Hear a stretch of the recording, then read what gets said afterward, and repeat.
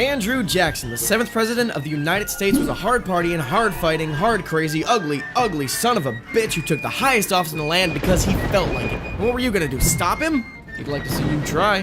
When he wasn't busy shaping the presidency as we know it today, you could find Jackson out behind the White House dueling. The number of duels that he took part in varies depending on what source you consult. Some say 13, while others rank that number somewhere in the hundreds, both of which are entirely too many times for a reasonable human being to voluntarily stand in front of someone who is shooting at them. On one occasion, Jackson challenged a man named Charles Dickinson to a duel. The reason behind it wasn't important, not to us, and certainly not to Jackson. Jackson was even kind enough to give Dickinson the first volley. Dickinson happily obliged and shot Jackson, who proceeded to shake it off like a bee sting. When Jackson returned the favor, Dickinson wasn't so lucky, and that's why his face isn't on the 20.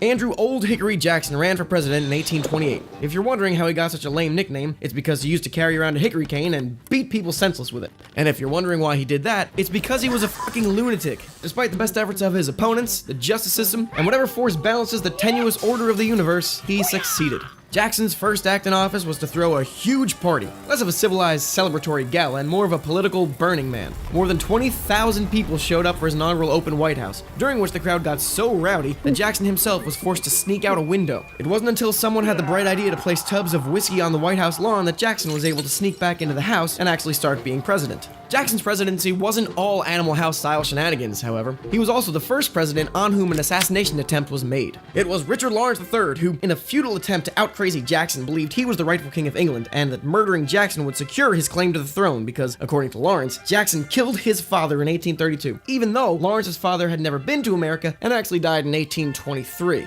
Either Jackson could kill through space and time, or Lawrence is simply the kind of crazy we just don't make anymore. He attacked Jackson while attending a funeral, brandishing 2 pistols, both of which misfired. Jackson then turned and calmly proceeded to beat Lawrence to near death with his cane until the president's aides pulled him off the would-be assassin. If you're thinking that Lawrence's guns misfired because he lubricated them with rabbit's blood or something else crazy, they were inspected afterwards and determined to be in perfect working order. We're pretty sure that the bullets, like everyone else, were just scared of Jackson.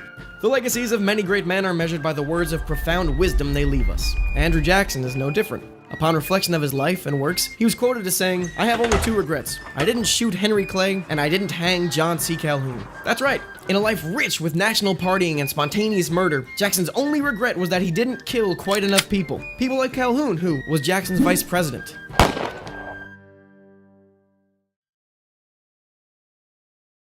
Hi, I'm one of Cody Johnston's wacky characters that he does, cause he can't just talk like a human and do things seriously when he wants to make a point. I'm using this one to tell you to, subscribe if you want to one of our channels. We've only got the one. Do it on the cracked internet. Bye, I'm f***ing Cody.